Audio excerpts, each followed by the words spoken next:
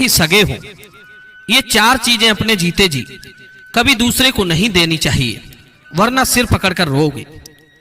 मित्रों, ये कहानी बहुत ही शिक्षाप्रद और जीवन के लिए बहुत अच्छा सबक देने वाली है।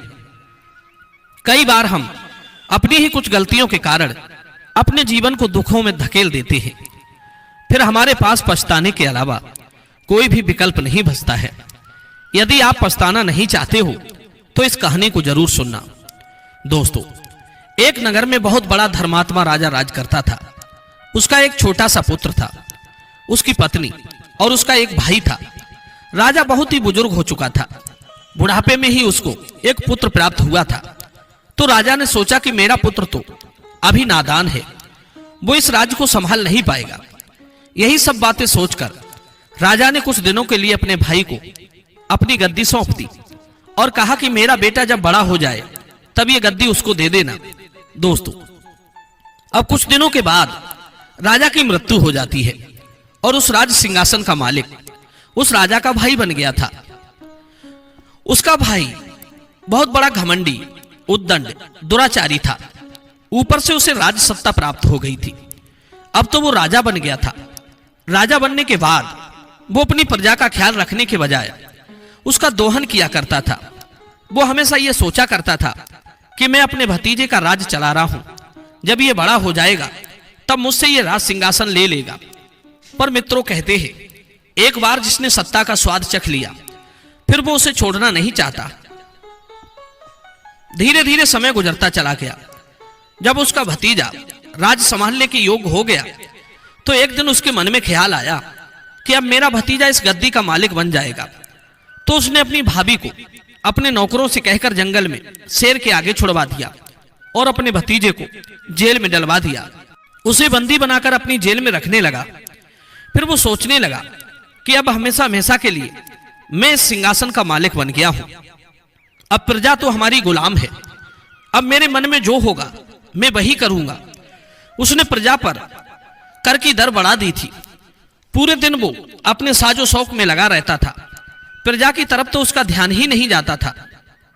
और कहते हैं जिस प्रकार समुद्र की सैर करने वाला मनुष्य छिद्रयुक्त नाव का परित्याग कर देता है, उसी तरह मनुष्य को इन 6 चीजों का त्याग कर देना चाहिए। नंबर 1, उपदेश ना देने वाले आचार्य को। नंबर 2, मंत्रोच्चारण ना करने वाले ब्राह्मण को। नंबर 3, कड़वा बोलने वाली स्त्री को। नंबर 4, ग्राम में रहने की इच्छा वाले ग्वाले को। नंबर 5, वन में निवास की इच्छा रखने वाले नाई को।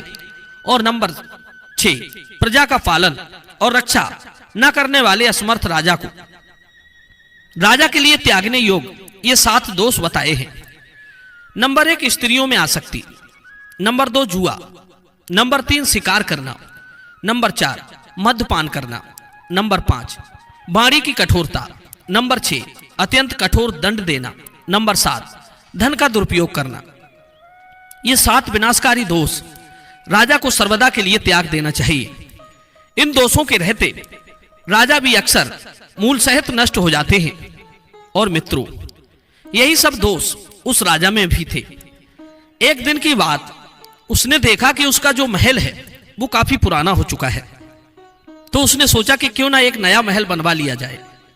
यही सोचकर उसने एक नवीन महल का निर्माण का आदेश दिया। उसे महल निर्माण के काम में नगर के गांव के गरीबों को उसमें लगा दिया। वो इतना दुष्ट था कि पूरे दिन उन गरीबों से काम लेता था, पर उस काम के बदले में उन्हें फूटी कौड़ी भी नहीं देता था।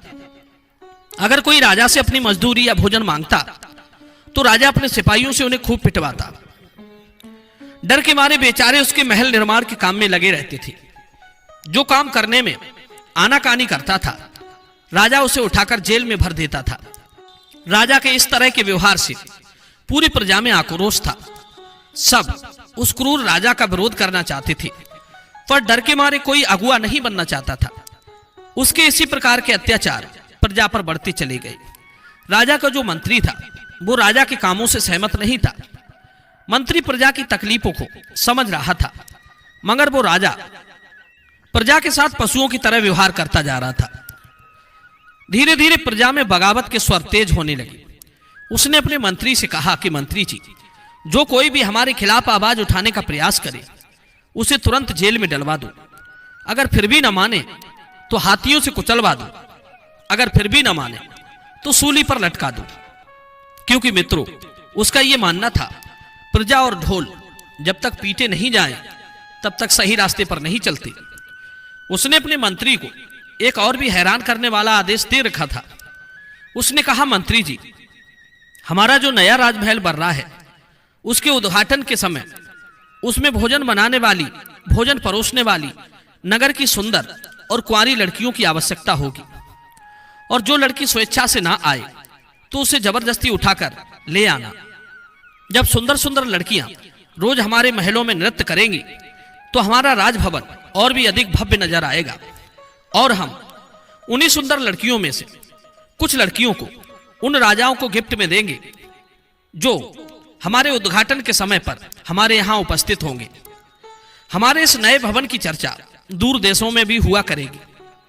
मित्रों, राजा का यह अनुचित प्रस्ताव यह सुनकर मंत्री को बहुत दुख पहुंचा, लेकिन वो चाह कर भी कुछ नहीं कर सकता था, क्योंकि वो राज सिंहासन और राजा से बंधा हुआ था।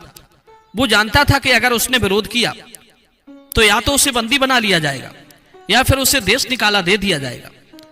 मंत्री ने एक उपाय सोचा, और उपाय यह था कि उस नगर से कुछ दूर एक विद्वान ब्राह्मण आश्रम बनाकर रहा करते थे। वो संत एक परम तपस्वी थे। राजा एकमात्र उन्हीं का आदर सम्मान करता था, वरना तो वो नगर के ब्राह्मण और याचकों को कुछ देने के बदले उन्हें गालियां देकर और मारपीट कर भगा देता था। मंत्री एक दिन समय निकालकर उन महात्मा जी के आश्रम पर गए और उन्हें प्रणाम कर राजा के उद्देश्य और काले कारनामों के विषय में अवगत कराया। महात्मा जी राजा की हरकतें सुनकर बहुत दुखी हुए। मंत्री ने यह भी बताया था कि राजा ने एक नए राजभवन का निर्माण कराया है और उसके उद्घाटन वाले दिन नगर की कुंवारी और सुंदर कन्याओं को भोजन परोसने और नृत्य करने के लिए पहले से कह रखा है। जो लड़की स्वेच्छा से नहीं आई तो राजा ने आदेश दिया है कि उसे जबरदस्ती उठाकर ले आओ। मंत्री की बात सुनकर महात्मा जी को सोच समझकर बोले कि मंत्री जी, कि आप चिंता मत करो, समय के साथ हर चीज का इलाज हो जाता है। एक दिन राजा के अत्याचारों का भी अंत होगा। अगर राजा नहीं बदला और अपनी आदतों को नहीं सुधारा तो हो सकता है राजा का ही अंत हो जाए। हम उसे किसी विशेष अवसर पर सद्बुद्धि देने का प्रयास करेंगे। हम कोशिश करेंगे कि वो सही मार्ग को चुन ले। आप उस अवसर की प्रतीक्षा करें। मित्रों, महात्मा जी की बात सुनकर मंत्री जी वहां से लौट आए। धीरे धीरे समय बीतने लगा। एक दिन वो भी आ गया जब महल बनकर तैयार हो गया। राजा ने उसके उद्घाटन के आयोजन में दूर दूर के अपने मित्र दुष्ट राजाओं को आमंत्रित किया था। वे इस लालच में पधारे थे कि उन्हें उपहार में बहुत सी सुंदर सुंदर कुमारी दासियां मिलेंगी। राजा ने मंत्री को आदेश दिया कि आयोजन में भोज के समय नगर की कुमारी लड़कियों को विशेष तौर पर आमंत्रित किया जाए। मंत्री राजा का असली मकसद जानता था, इसलिए गुप्त रूप से पहले ही प्रजा में सूचना दे चुका था कि वे सभी अपनी अपनी कन्याओं को राजा की बुरी नजर से बचाकर रखें। हो सके तो उन्हें अपने रिश्तेदारों के घर भेज दें या फिर कुछ दिनों के लिए उन्हें गुप्त स्थान पर छुपा कर रखें। जब उसका भवन पूरा तैयार हो गया और उसके उद्घाटन का समय आ गया, राजा ने जिन जिन राजाओं को बुलाया था वे सब आ चुके थे। जब सब काम की तैयारी हो चुकी तो उसी दिन यानी कि आयोजन के दिन मंत्री ने राजा को बताया कि हमारे नगर में इस वक्त एक भी कुमारी कन्या अपने घरों में नहीं है। लगन का वक्त चल रहा है। वो सब लड़कियां ब्याह कर अपनी ससुराल जा चुकी हैं। एक दो बची हैं तो वो बहुत बीमार हैं। राजा मंत्री पर बहुत आग बबूला हुआ। बोला, मैंने तुम्हें बहुत पहले कह रखा था कुमारी कन्याओं को हर हाल में आयोजन में बुलाना है, फिर उनकी शादियां क्यों हो गई? तुमने उन्हें रुकवाया क्यों नहीं? तुमने नगर की लड़कियों की शादी पर रोक क्यों नहीं लगाई? मंत्री बोला, क्षमा करें महाराज, दरअसल आपने ऐसा करने का आदेश नहीं दिया था, वरना हम अवश्य रुकवा देते। आपने तो यह कहा था कि आयोजन के अवसर पर कुंवारी कन्याएं चाहिए, सो ले आना। राजा बोला, हमारे दरबार में पूजा पाठ और यज्ञ करने के लिए एक भी ब्राह्मण भी नहीं आए हैं और न एक भी याचक प्रसाद पाने के लिए आया है। प्रजा में से भी एक भी आदमी अब तक न दूध न दही न मेवा मिष्ठान लेकर आया है। मंत्री बोला, महाराज, प्रजा पहले ही कर दे चुकी है और पुनः 1 माह के अंदर दोबारा कर देने लायक उनके घरों में कुछ बचा नहीं है। अब ऐसे में अगर वे खाली हाथ राजमहल आते हैं तो आपका अपमान होगा और उन्हें भी आपके गुस्से का सामना करना पड़ेगा। राजा बोला, मंत्री जी, तुम प्रजा का साथ देते नजर आ रहे हो। हमें लग रहा है तुम उनका पक्षपात कर रहे हो। तुम जानते हो इस दुष्टता के लिए तुम्हें कठोर दंड दिया जा सकता है। राजा मंत्री को फटकारने लगा। तभी पीछे से वही महात्मा जी राज दरबार में पधारे, जिनका थोड़ा बहुत वो राजा सम्मान करता था। राजा ने अपना क्रोध शांत करते हुए उनका स्वागत किया। फिर उसने सोचा कि मैं इतना पैसा खर्च करके राजमहल बनवाया है, इसके उद्घाटन में कई देशों के राजा शामिल हुए हैं। एक बार महात्मा जी से तो पूछ लूं कि जब वो अपने आश्रम से यहां आ रहे थे तो दूर से उसका महल कैसा दिखाई दे रहा था। तब उसने महात्मा जी से पूछा, हे महात्मन, जब आप यहां आ रहे थे तो दूर से देखने पर हमारा नया महल आपको कैसा प्रतीत हो रहा था? राजा के पूछने पर महात्मा जी बोले, राजन, आपने बहुत अच्छा धर्मशाला बनवाया है। उसमें एक बार में हजारों अतिथि ठहराए जा सकते हैं। महात्मा जी की यह बात सुनकर राजा को बड़ा बुरा लगा। राजा बोला, महात्मा जी, आप जानते हैं मजाक मुझे पसंद नहीं है। ये भी जानते हैं कि मैं आपकी बहुत इज्जत करता हूं, फिर भी आप इतने बड़े भव्य महल को एक धर्मशाला कहकर राज दरबार का अपमान कर रहे हैं। जानते हैं आपकी जगह ये बात किसी और ने कही होती तो मैं उसे इसी वक्त मृत्युदंड दे देता। इसलिए आप सोच समझकर सही और उचित तरीके से महल का वर्णन करें। राजा ने फिर पूछा कि आते वक्त राजमहल आपको कैसा लग रहा था महर्षि?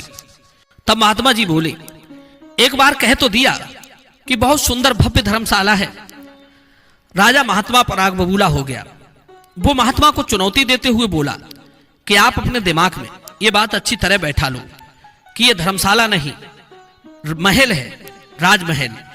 करोड़ों रुपए लगाकर मैंने इसका निर्माण कराया है और तुमने बड़ी आसानी से कह दिया कि यह धर्मशाला है। तुम्हें यह बात सिद्ध करनी होगी कि आपके साक्ष्य के आधार पर इसे धर्मशाला बता रहे हो।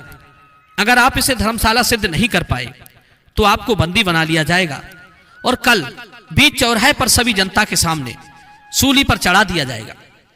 महात्मा जी बोले, राजा, तुम मुझे मृत्यु का भय मत दिखाओ। मृत्यु से वो लोग डरते हैं जो अपने आप को अमर समझते हैं। इस संसार का एक नियम है, यहां जिसने भी जन्म लिया है वो चाहे दयावान बन के जिए, चाहे क्रूर बनकर जिए, चाहे धनवान बनकर जिए, चाहे घमंडी बनकर जिए, मृत्यु सबकी निश्चित है। जब जहां जिसकी मृत्यु लिखी है वो इसी स्थान पर उसी घड़ी में हर हाल में पहुंच जाता है। रही बात तुम्हारे सवालों के जवाब की, तो मैं अवश्य तुम्हारा भ्रम दूर करने का प्रयास करूंगा कि तुम जबरदस्ती एक धर्मशाला को महल साबित करवाने पर तुले हो। तुम्हें मेरे कुछ सवालों के जवाब देने होंगे। क्या तुम मेरे सवालों के जवाब देने को तैयार हो? राजा बोला, अवश्य दूंगा। तब महात्मा जी बोले, राजा, मुझे यह बताओ, तुमसे पहले यह महल किसका था? राजा बोला, मेरे पिता का, जो हमें विरासत में दे गए। महात्मा बोले, तुम्हारे पिता से पहले यह महल किसका था? राजा खींच कर बोला, 20 पुश्तों से यह महल, सोने का सिंहासन हमारे ही पूर्वजों में चला आ रहा है। महात्मा जी बोले, तो तुम्हारी 20वीं पीढ़ी में जो राजा बने थे उन्होंने गद्दी क्यों छोड़ दी? राजा बोले, अरे इसमें कौन सा नया प्रश्न है? स्वाभाविक है कि वृद्ध हुए और मर गए तो सिंहासन छूट गया। इसी तरह सभी वृद्धावस्था में शरीर छोड़ते गए और नए राजा बनते गए। तब महात्मा जी बोले, अरे महाराज, जरा विचार कीजिए, जिस महल में आपसे पहले 20 लोग और आए और इसमें जीवन की कुछ रातें गुजार कर और सुबह होते ही चले गए, उनमें से कोई भी इस महल को साथ लेकर नहीं गया और ना ही यह महल किसी का स्थायी बनकर रहा, तो यह धर्मशाला नहीं तो क्या है? राजन, मनुष्य का जीवन एक रात की धर्मशाला की तरह है। जिस प्रकार किसी धर्मशाला में एक सज्जन आदमी ठहरता है तो उसकी सज्जनता पर उसमें रह रहे कर्मचारी उससे प्रभावित होते हैं और उसके जाने के कई दिन बाद तक भी वे उसे याद करते हैं, उसके साथ बिताए लम्हों को बांटते हैं, चर्चा करते हैं और उसके जाने के कई दिन बाद तक उसके साथ बिताए अनुभवों को याद करते हैं। वहीं अगर एक चोर धर्मशाला में ठहरता है और कर्मचारियों को चोरी की नई नई कहानी सुनाता है, तो उस धर्मशाला के कर्मचारी उस वक्त तो उससे कुछ नहीं कहते हैं, मगर उसके जाने के बाद उसके नाम पर थूकते हैं। जब कोई कुकर्मी धर्मशाला में रहकर कुकर्म करता है, तो धर्मशाला से जाने के बाद वहां के कर्मचारी उसे गंगा जल से धोकर पवित्र करते हैं, क्योंकि वो जानते हैं कि एक कुकर्मी के ठहरने से धर्मशाला की वो भूमि अपवित्र हो चुकी है। राजन, मेरे कहने का तात्पर्य है कि ये राजमहल भी एक धर्मशाला ही है, जिसमें तुम्हारे जैसे राजा आते जाते रहते हैं और मेरे जैसे महात्मा भी कभी कभी उसमें आते जाते रहते हैं। राजन, प्रजा राजा के लिए अपना एक परिवार होता है। वास्तव में देखा जाए तो राजा अपनी पूरी प्रजा का पिता होता है। प्रजा की बेटियां उसकी अपनी ही बेटियां होती हैं। मुझे बहुत दुख के साथ कहना पड़ता है कि तुम एक क्रूर, घमंडी, अत्याचारी और कुकर्मी राजा हो, जो अपनी प्रजा की बेटियों को अपनी कुकर्मी मित्र राजाओं को उपहार में देना चाहते हो। तुम प्रजा पर तरह तरह के अत्याचार करते रहे हो। तुम्हारे दरबार में तुम्हारे बुलाने पर भी एक भी ब्राह्मण नहीं आया, क्योंकि तुम उनका अनादर करते हो, याचकों को मारते पीटते हो। ये तुम्हारे लिए बहुत बड़ी शर्म की बात है। राजन, अगर तुम्हें सबने सवालों का जवाब मिल गया हो तो तुरंत गद्दी का त्याग कर दो और अपने भतीजे, जिसे तुमने इस गद्दी के लालच में जेल में बंद कर रखा है, उसे ये राज सिंहासन सौंपकर सन्यासी बन जाओ। तुम जानते हो यह सिंहासन तुम्हारा नहीं है, तुम्हारे बड़े भाई की अकाल मृत्यु के कारण कुछ दिनों के लिए तुम्हें सौंपा गया था और बड़े हो जाने पर तुम्हें अपने भतीजे को ये गद्दी सौंपनी थी, जिसे तुम लालचवश भूल गए। तुमने अपने भतीजे को बंदी बनाकर जेल में डाल दिया और उसकी मां को जंगल में शेर के सामने छोड़ दिया, ताकि शेर उसे मारकर खा जाए। फिर तुमसे कोई अपना अधिकार मांगने वाला ना रहे, फिर तुम अपनी मनमानी कर सको। तभी तो कहते हैं सरकार में विपक्ष का होना बहुत जरूरी है। विपक्ष उनकी गलतियों को सामने लाता रहता है। लालच में अंधे होकर तुमने अपनी भाभी को जंगल में तो छुड़वा दिया, मगर उसकी मृत्यु नहीं लिखी थी, इसलिए शेर ने भी उसे नहीं खाया। वो बेचारी उस रात उस जंगल में मुझे रोती बिलखती मिली। मैंने उसे सहारा दिया और आज तुम्हारे डर से बेस बदलकर मेरे ही आश्रम में वो जीवन बिता रही है। तुम्हें चलकर उससे माफी मांगनी चाहिए और अपने भाई के पुत्र को तत्काल रिहा कर उससे अपनी गलतियों की क्षमा मांगो। अगर तुम्हें लगता है कि मैंने सवालों का जवाब सही नहीं दिया है और तुम में सत्य को नकार देने की शक्ति है, तो मेरे को कल क्यों आज ही चौराहे पर ले जाकर अपने हाथों से सूली पर चढ़ा दो। मैं खुशी खुशी मरने को तैयार हूं। मुझे खुशी होगी कि मैं सत्य का पक्ष लेते हुए मर गया। जो राजा सदा बुद्धिमानों से द्वेष रखता है और वंचकों से खुश रहता है एवं अपने दुर्गुणों को नहीं समझता है, वो अपने नाश का कारण स्वयं बन जाता है। महात्मा जी की बातें सुनकर राजा की आंखें खुली की खुली रह गईं, क्योंकि महात्मा जी ने समस्त राजाओं के सामने उसे आईना दिखा दिया था। उसके कर्म उसके आंखों के सामने ही दिख गए थे। उसने अपना मुकुट उतारकर महात्मा जी के चरणों में रख दिया और अपने भतीजे को गद्दी सौंपकर महात्मा जी के साथ तपस्या करने के लिए जंगल में चला गया। मित्रों, इस कहानी में समझने वाली बात यह है कि हमें कभी अपने जीते जी अपनी संपत्ति, अपना पद किसी और के हाथ नहीं सौंपना चाहिए।